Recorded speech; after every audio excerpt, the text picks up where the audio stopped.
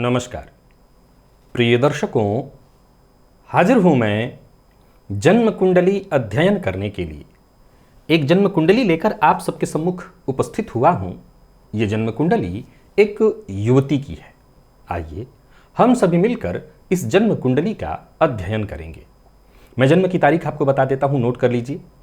जन्म की तारीख है 25 अप्रैल 1995 और जन्म का समय है दोपहर 1:10 का और जन्म स्थान है दिल्ली। मैं जन्म काल के पंचांग से आपको अवगत करा देता हूं। इन्होंने मंगलवार के दिन वैशाख मास में कृष्ण पक्ष की एकादशी तिथि को पूर्वा भाद्रपद नक्षत्र के प्रथम चरण में जन्म लिया है। मनुष्यगण, कुंभ राशि, ये वायु तत्व की राशि है और शनिदेव इस राशि के राशिश होते हैं।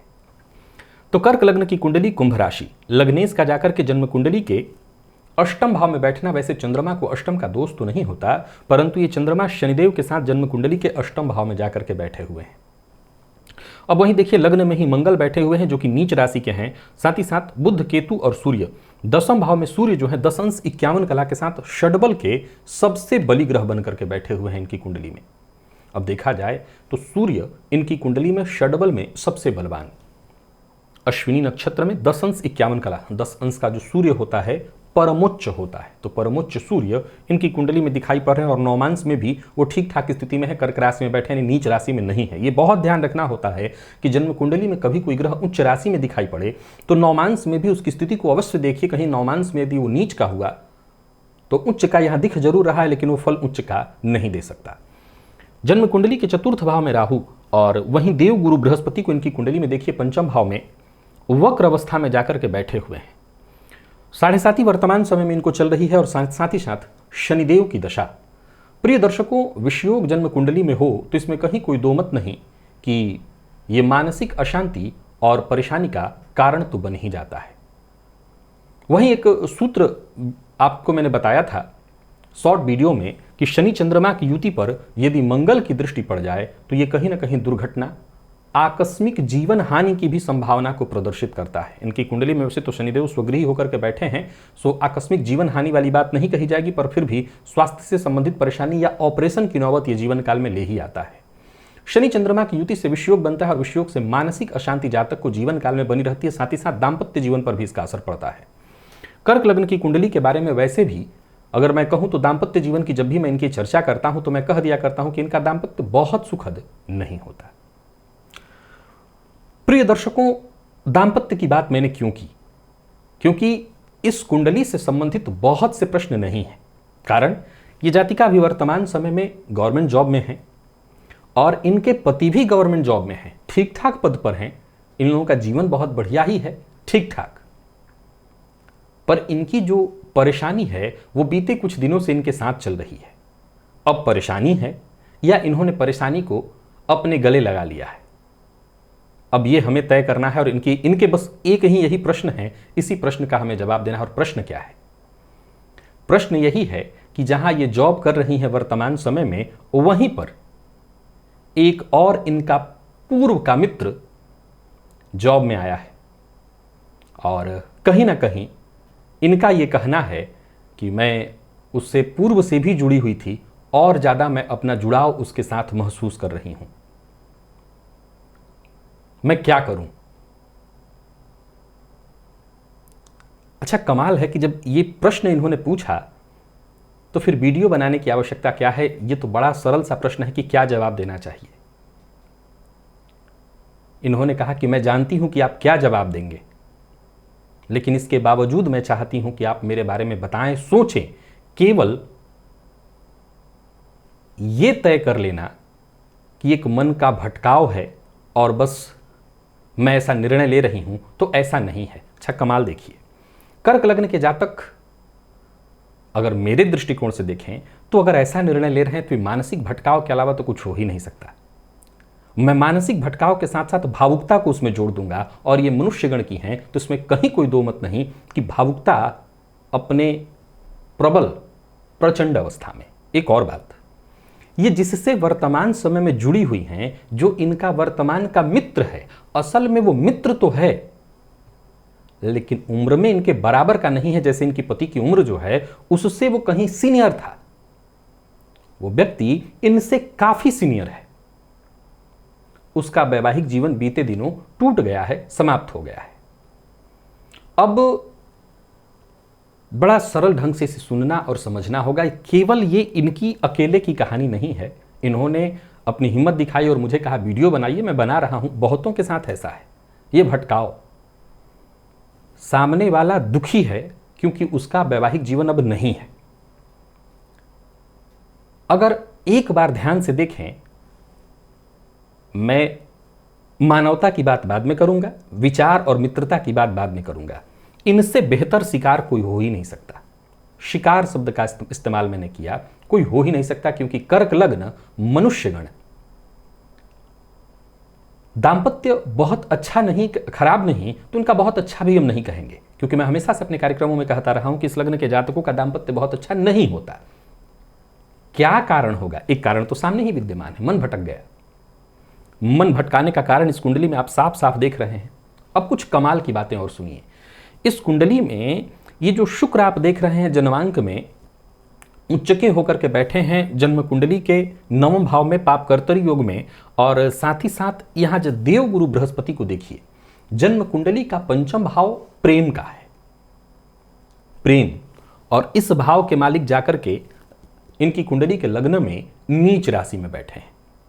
क्या कहना चाहता है ये? अगर इनकी कुंडली में ये योग न होता और तब भी ये बात अगर ये कहती या पूछती, तो एक सामान्य तथ्य और तर्क मैं पूछना चाहता हूं। चलिए इस प्रश्न पर जरा विचार किया जाए। जैसा इन्होंने कहा कि मैं जानती हूं कि आप क्या जवाब देंगे, फिर भी मैं आपसे ये पूछ रही हूं कि आप मुझे बताएं कि मैं क्या करूं। पहले मैं इनकी मनोदशा आपके सम्मुख रखता हूं और इनके जैसे जितने भी लोग हैं उनकी मनोदशा की बात करता हूं। निसंदेह पूर्व से किसी के प्रति आकर्षण रहा हो, और वो आकर्षण इस समय जबकि वो सामने है और साथ ही काम कर रहा है बढ़ गया हो। लेकिन इस बढ़ते आकर्षण में क्या आपका दोष तनिक भी नहीं है? ठीक है, संभव है आपका दाम्पत्य बहुत सुखद न हो, संभव है कि आपका जिनके साथ विवाह हुआ हो वो बहुत सम्मान आपका न करते हो, लेकिन ये जो किया जा रहा है, क्या ये सामने वाले का सम्मान है? कौन ऐसा किसका दाम्पत्य जीवन ऐसा है जहां मतभेद या परेशानी न होती हो? मैं अपने कार्यक्रमों में सदैव कहा करता हूं कि कमाल देखिए कि जो आपके सामने है यानी 7वां भाव, वो सदैव आपकी विपरीत राशि है, बिल्कुल विपरीत राशि, यानी कहीं ना कहीं स्वभाव में कई चीजें मैच नहीं होती, या यूं कहीं कि शत्रु राशि, और उसी से विवाह कराया जाता है। कमाल क्या है? कमाल है ये। क्यों? क्योंकि जाहिर सी बात है कि एक ही नेचर के दो लोगों को, एक ही बिल्कुल स्वभाव के दो लोगों को जोड़ दिया जाए तो वो क्या उत्पन्न करेंगे? विवाह सनातन धर्म में केवल और केवल मुख्य रूप से देखें तो संतानोत्पत्ति के लिए है, क्योंकि एक ऐसी संतति उत्पन्न करके समाज को दी जाए जो समाज का हित कर सके, समाज का भला कर सके, यानी एक भविष्य। हम एक भविष्य को जन्म देते हैं विवाह के पश्चात। बस इसीलिए सनातन धर्म में विवाह का और कोई उद्देश्य नहीं, बाकी और कोई उद्देश्य नहीं। एक ऐसी संतति जो भविष्य बने, केवल अपने कुल खानदान के लिए नहीं, देश के लिए। तो ऐसे दो लोगों को जोड़ा जाता है जहां दोनों के स्वभाव में पृथकता हो और दोनों के गुणों को लेकर के एक को जन्म लेता है। कमाल है ये बहुत कमाल है।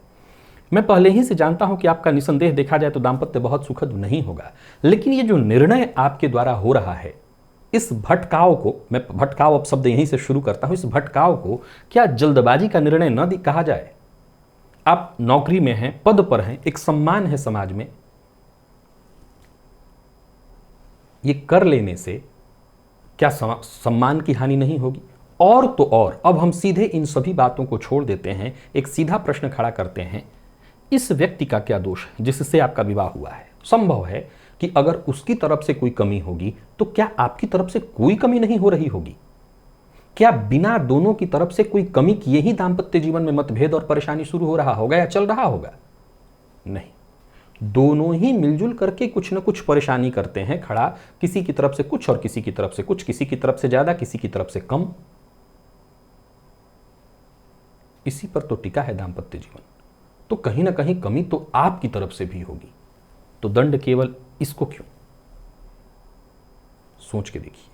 चलिए, जिसके साथ आप जुड़ी हुई हैं, इस समय वो अकेला है, उसका दाम्पत्य जीवन टूटा है, दुखी है, और संभव है उस व्यक्ति ने आपके सम्मुख अपने कुछ दुखड़े भी सुनाए हों, अपने एकाकी जीवन की बातें भी बताई हो। वो कितना दुखी है और किस कदर दुखी होकर के जी रहा है वो भी इसने बताया होगा। और बड़ी ये सरल बात है कि आप भावुकता में आ गई होंगी, क्योंकि आप जानती थी सामने वाले को पहले से। भीतर ही भीतर कहीं ना कहीं मानसिक अशांति, परेशानी तो थी ही। दाम्पत्य के बारे में मैं कह चुका हूं, शुक्र की स्थिति को देखें। और सबसे बड़ी बात है, पति के कारक देव गुरु बृहस्पति। इस पॉइंट को तो समझे बिना बात बनी नहीं सकती। देव गुरु बृहस्पति असल में नवमांश में नीच का होकर के फल दे रहे हैं, तो असल में ये नीच के ही फल दे रहे हैं।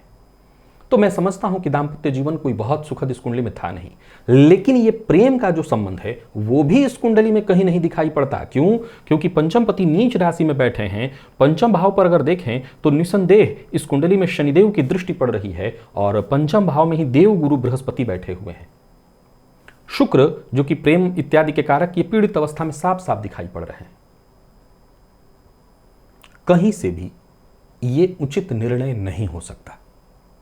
चलिए एक और पॉइंट, चलिए मान लिया जाए कि सामने वाले के साथ आप जुड़ जाएं, इस विवाह को तोड़ दें। इतना आपने किया, सब कुछ ठीक। मैंने जैसा एक प्रश्न उठा करके छोड़ा था कि इसका क्या दोष, क्या इसकी शादी भी इतनी आसानी से दोबारा हो जाएगी? क्या समाज, ये दुनिया ये प्रश्न नहीं उठाएगा? क्या लोग ये नहीं कह देंगे कि कमी इसी के भीतर थी? तो ये तो बिना किसी कारण मारा गया। संभव है, मैं ये तक कहने को तैयार हूं कि दुनिया का सबसे बुरा व्यक्ति हो, तब भी ऐसा दंड कैसे दे सकते हैं जहां कि इस दंड के लिए कोई गुनाह नहीं है। मैंने पहले ही कहा कि दाम्पत्य जीवन में मतभेद हर घर में है। क्या जिसके साथ अब आप जुड़ेंगी कोई ऐसा प्रामाणिक प्रमाण है कि अब वहां मतभेद न हो, टेंशन न हो? तो क्या फिर कोई तीसरा ढूंढा जाएगा? क्या जीवन में फिर कोई तीसरा होगा जो प्रेम दे सके? जवाब है ना। मैं हमेशा कहा करता हूं कि मिलना है प्रेम तो एक ही जगह, नहीं तो फिर 4 जगह में भी क्या लाभ। बात तो वही है। ये नीच का जाकर के मंगल जो लग्न में बैठा हुआ है, कमोबेश वही बात कह रहा है। और सभी बातों की अगर हम तह में चलें तो एक और बात, वर्तमान समय में आपको शनि की दशा में चंद्रमा का अंतर चल रहा है, और सबसे बड़ी बात है चल रही है 7.5। 7.5 अपना प्रबल खेल खेल रहा है, प्रबल खेल। अगर हम चंद्र कुंडली का निर्माण करें तो चंद्र कुंडली में लग्न में ही शनि चंद्रमा की युति हो जाएगी, और लग्न में शनि चंद्रमा की युति होने का मतलब है कि सीधी सी बात है कि शुक्र द्वितीय भाव में आ जाएंगे, सूर्य, केतु और बुध ये सभी ग्रह तीसरे घर में आ जाएंगे, और इन सबों पर शनि की दृष्टि पड़ रही है।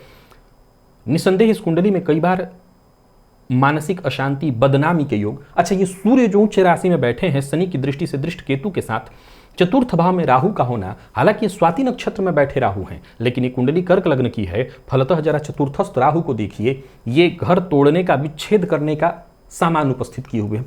प्रिय दर्शकों, अब यहां पर मेरे जो ज्योतिष के प्रेमी दर्शक हैं उनसे जरा मैं चर्चा करना चाहता हूं और उनसे कुछ बातें शेयर करना चाहता हूं। देखिए, जरूरी नहीं है जिस दिन इनका जन्म हुआ 25 अप्रैल 1995 को, अकेले इन्होंने दिल्ली में जन्म तो लिया नहीं होगा। बहुत सी लड़कियों ने जन्म लिया होगा, लड़कों ने भी जन्म लिया होगा। क्या सबके जीवन में ऐसी स्थिति उत्पन्न हुई होगी? नहीं, सबके जीवन में ऐसी स्थिति तो नहीं हो सकती, लेकिन हां, सबके जीवन में कमोबेश दाम्पत्य में परेशानी होगी, क्योंकि यह परेशानी में दाम्पत्य को दिखा रहा है, तो परेशानी तो होगी। लेकिन अब सवाल यह उठता है कि क्या सभी लोग इन्हीं की तरह निर्णय ले रहे होंगे कि विवाह तोड़ दो और आगे का जीवन देखो? यहां एक चीज आप गौर करिए, अब सबके दाम्पत्य जीवन में परेशानी होगी, संभव है सबके गृह कलह की स्थिति सबके जीवन काल में हो, सबके साथ एक ही नेचर देखा जा सकता है कि सबके नेचर में जल्दबाजी में निर्णय और भावुकता भी। जल्दबाजी में एक तो निर्णय लेने वाला और ऊपर से भावुक भी हो। अब समझिए जरा सा, ये वैसे ही है कि एक तो करेला ऊपर से नीम चढ़ा। क्यों? क्योंकि मनुष्य गण का है, तो वैसे ही एक बहुत बड़ी संभावना उत्पन्न हो जाती है कि ये भावुक है, और ऊपर से कर्क लग्न है, भावुकता अपने चरम पर। और तीसरे नंबर पर देखें तो मंगल लग्न में, जहां जल्दबाजी अपने चरम पर। और वो मंगल पंचमेश बनकर के लग्न में जाकर के बैठा है, सो ये समझाएगा, जरा गौर करिएगा, वो पंचमेश जाकर के लग्न में बैठा है और पंचम में गुरु बैठे हुए हैं, वो ये सिद्ध करेगा। मैं अब आपके लिए भी कहना चाहता हूं कि ये आपकी एक हिम्मत ही है, ये आपका एक आत्मविश्वास ही है, जब आप ये मुझसे कह रही हैं कि आपको पता है कि आप क्या कहेंगे, फिर भी मेरे बारे में आप बताइए कि मैं कहां गलत हूं और क्या मेरी भावनाओं को समझने का प्रयत्न करिए। तो ये कौन करा रहा है? ये आत्मविश्वास मन में कौन ला रहा है? ये मंगल ला रहा है। गलती को भी कहीं ना कहीं सही करने का, और यहां गुरु जो पंचम में बैठ करके कारक बने हुए पूरी तरह भावनाश कर रहे हैं, नौमांस में नीच के हैं, उनकी दृष्टि गुरु पर पड़ रही है, शुक्र पर पड़ रही है, वो एक तय करा रहे हैं कि हाँ हाँ बिल्कुल जो आप करने जा रही हैं वही सही है, बिल्कुल ये गलत है, ये गलत है। अब बात आती है भावनाओं की। अगर इस दुनिया में हर कोई अपनी भावनाओं के साथ ही जीने लगे, जहां उसकी भावना जिसके साथ जुड़ जाए उसके साथ ही चल दे, तो फिर रिश्तों की अहमियत नहीं रह जाएगी। फिर जरा गौर करिए कि तब बारी आती है आपकी माँ की। आप पैदा हुई हो, आप 4 साल 5 साल की हो, आपकी माँ की भावना किसी और के साथ लग जाए और माँ निकल लें। आपके पिता की, कि आपकी उम्र अभी 5-6 साल हो, पिता की कहीं भावना जुड़ जाए और पिता निकल ले। नहीं, भावनाओं के बसीभूत होकर के, और यहां बिल्कुल नहीं कहा जा सकता, किसी की भावनाओं की पुष्टि की ही नहीं जा सकती। इस मामले में तो भावना की पुष्टि हो ही नहीं सकती है। अगर पुष्टि की भी जाए तो वो गलत है। जरा सोच के देखिए कि यही बात आपके जीवन के प्रारंभ में भी तो आई होगी। आपके माता पिता भी तो कभी उस उम्र में होंगे जहां आप हैं, उनकी भी भावनाएं कभी जागृत हुई होंगी, और कहीं वो भावनाओं में बह करके निकल लिए होते तो आपका क्या होता? क्या आप उस भावना को बनाने के लिए यहां तक आई होती? क्या आपको नौकरी मिली होती? क्या आपकी जिंदगी? बहुत सारे त्याग करने के बाद हम होते हैं यहां पर, और उस त्याग को फिर हमें अगले जनरेशन के लिए तैयार करना होता है। हमें ठीक लौटाना होता है इस समाज को जो हमने अपने माता पिता से पाया है। जो त्याग, जो तपस्या उन्होंने की है, अब हमें करना होता है। और इसीलिए ये भारतवर्ष है, और इसीलिए ये सृष्टि संचालित हो रही है, और इसी के चलते हम आगे बढ़ रहे हैं। यहां पर भावनाओं में बह करके तो फिर सवाल खड़ा होता है कि वो व्यक्ति जो आपका मित्र है अकेला है, निसंदेह उसे कोई और मिल जाएगी। मैं कभी नहीं कह रहा हूं कि वो अकेले जीवन काटे। अगर वो ठीक है, वो सक्षम है, ठीक है, उसके साथ एक दुर्घटना घटित हुई है, बहुतों के साथ घटित होती है, उसे कोई और मिल जाएगी। आप इसके लिए कतई उपयुक्त नहीं है। आपके मन में इस समय जो भी भावना उत्पन्न हो रही है वो केवल और केवल 7.5 के वशीभूत आपके अपने व्यक्तित्व के कारण, और आपकी कुंडली में दाम्पत्य थोड़ा कमजोर है, इन सब को जोड़कर राहु चतुर्थ में बैठकर आपका घर तोड़ने का काम कर रहे हैं। इसे रोकिए, इससे बचिए, और अभी के अभी बाहर निकलिए। ये गलत भावना है। अगर ऐसा किया तो कल को संभव है कि आपके मां बाप की बदनामी हो। चलिए, बदनामी को हम छोड़ देते हैं, लेकिन एक समय आएगा, एक ऐसा समय लौटेगा ये, क्योंकि ये समाज चाहिए न चाहिए यदा चयच्च, हम जो जब जैसा करते हैं वो लौट कर वैसा हमारे पास आता है, कि आपका बेटा होगा और आपकी बहू ठीक यही घटना घटित करा रही होगी। तब आप अपने आप को देखिएगा कैसा आप महसूस कर रही हैं, समाज में किसके सामने किस तरह से सर उठा के चल पा रही हैं कि आपकी बहू ऐसा करेगी और फिर बेटे पर आपके लोग उंगली उठाएंगे। इतिहास दोहराया जाता है। एक बार जो घटना घटित हुई है, ऐसा नहीं है कि दोबारा नहीं होगा, फिर घटित होगा, और आपके जीवन में ही घटित होगा। तब आप क्या जवाब दीजिएगा और तब आप क्या कहिएगा, किसको दोष दीजिएगा? भोलेनाथ की शरण में आइए। प्रत्येक सोमवार को शिव जी के मंदिर में जाइए, शिव जी पर दूध, जल और काला तिल मिलाकर के उनका अभिषेक करिए ताकि मन को शांति मिले। भुवन भास्कर की आराधना करिए, अर्घ्य दीजिए, ताकि वो आपको विचलित होने से, पथभ्रष्ट होने से, ये पथभ्रष्टता है, ये प्रेम नहीं है, गलत मार्ग पर जाने से आपको रोकें, तो भुवन भास्कर की आराधना करिए। इस मामले में मैं कभी नहीं कहूंगा कि ये बात अपने पति से बताएं, लेकिन अपने माता पिता से जरूर इसके बारे में चर्चा करें कि आपके मन में ऐसा भटकाव उत्पन्न हो गया है। वो जरूर इसके मामले में आपको सही मार्ग देंगे, और मैं जानता हूं कि वो क्या बताएंगे। वो बिल्कुल वही कहेंगे जो मैं कह रहा हूं। और जब जब आपका मन भटके, अपने आप को उस जगह पर रखने का प्रयत्न करिए जहां आप अब सास बन गई हैं, आपकी बहू ऐसा करने जा रही है। एक बार अपने को उस जगह पर रख करके और फिर न्याय करिएगा। विश्वास रखिए, आपसे अन्याय हो ही नहीं सकता। बाकी समय अभी ऐसा चल रहा है, समय का चक्र ऐसा चल रहा है जो आपको अभी भटकाएगा भी, और मैं जानता हूं यही तो मानव मन है कि आपने हिम्मत की, मुझे कहा, और मुझे जानती है कि मैं क्या जवाब दे सकता हूं और कैसे दे सकता हूं, तब भी आपने मुझे चुना कि आप इस पर चर्चा करिए, और आपको मैंने आपके मन का ही जवाब दिया है। मैं जानता हूं कि आपका एक मन तो कहीं ना कहीं, क्योंकि कर्क लग्न और मनुष्यगण है, तो आप उहापोह में तो हैं, नहीं तो अब तक गलती कर चुकी होती। गलती मत करिए, गलती है, महानतम गलती। इस गलती से बाहर निकलिए, अपने दाम्पत्य को ही सुखद करने का प्रयत्न करिए। प्रत्येक शुक्रवार को कोई तीन प्रकार का अन्न एक में मिला करके कबूतरों को डालिए, और हाँ, गो सेवा करिए ताकि आगे का जीवन ठीक हो, वंश वृद्धि इत्यादि आपके यहाँ हो, आप अपने काम में, अपने जीवन में व्यस्त हो जाइए। प्रिय दर्शकों, इस युवती के बारे में आपका क्या कथन है, क्या कहना चाहते हैं? सन्मार्ग, प्रश्न चिन्ह उठाने की कोई आवश्यकता नहीं, क्योंकि जब हम किसी की तरफ उंगली उठाते हैं तो ये तीन उंगली हमारी तरफ ही उठ जाती है, तो उंगली उठाने की कोई आवश्यकता नहीं, क्योंकि सामने वाले के पास ये हिम्मत है कि वो अपनी गलती रख रहा है समाज के सम्मुख। बहुतों में इससे ज़्यादा गलतियां हैं। आप अपनी गलती को देखें। मैं गलती न दिखाना चाहता हूं, न बताना चाहता हूं, मैं चाहता हूं कि इनके लिए सही मार्ग पर ये चलें। इसके लिए पहले तो आप प्रार्थना करिए कि क्योंकि किसी का घर न टूटे। हम ऐसा नहीं चाहते। ज्योतिषी होने के नाते हमारा सबसे पहला कर्तव्य, क्योंकि मैं जानता हूं कि मेरे जितने दर्शक हैं सब ज्योतिषी ही हैं, हमारा पहला कर्तव्य बनता है कि किसी का घर न टूटे। तो आप इनकी जन्म कुंडली को देखिए और जो भी इनके लिए सही मार्गदर्शन हो वो अवश्य कीजिए। आज के लिए बस इतना ही, इजाजत दीजिए, पुनः मुलाकात होगी। तब तक के लिए नमस्कार।